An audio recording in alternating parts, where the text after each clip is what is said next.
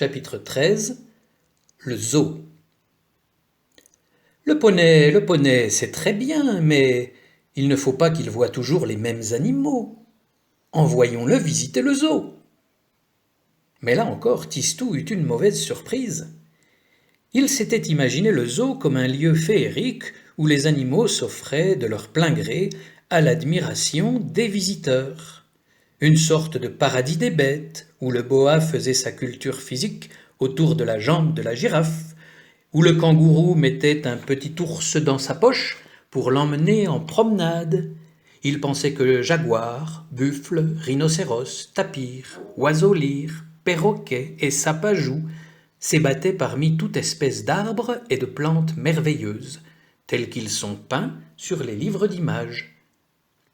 Au lieu de cela, il ne vit au zoo que des cages où des lions pelés dormaient tristement devant des écuelles vides, où les tigres étaient enfermés avec les tigres et les singes avec les singes. Il essaya de réconforter une panthère qui tournait en rond derrière ses barreaux et voulut lui offrir une brioche. Un jardinier l'en empêcha. « Interdit, jeune homme, restez en arrière, ce sont des animaux féroces !» cria le gardien fort en colère. « D'où viennent-ils » demanda Tistou. « De très loin, d'Afrique, d'Asie, je ne sais d'où. »« On leur a demandé leur permission avant de les amener ici ?» Le gardien haussa les épaules et s'éloigna en grommelant qu'on se moquait de lui. Mais Tistou, lui, réfléchissait. Il se disait d'abord que le gardien n'aurait pas dû faire ce métier-là, puisqu'il n'aimait pas les animaux qu'il soignait.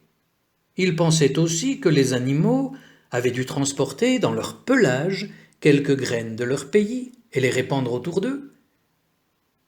Aucun gardien de zoo ne songe à empêcher un petit garçon de poser ses pouces par terre devant chaque cage. Les gardiens croient simplement que ce petit garçon-là aime se traîner dans la poussière. C'est pourquoi, quelques jours plus tard, un immense baobab s'élevait dans la cage aux lions.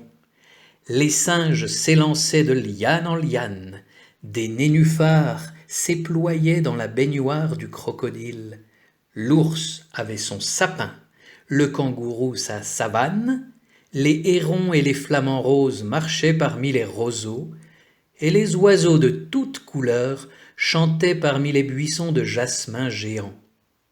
Le zoo de Mirepoix était devenu le plus beau du monde.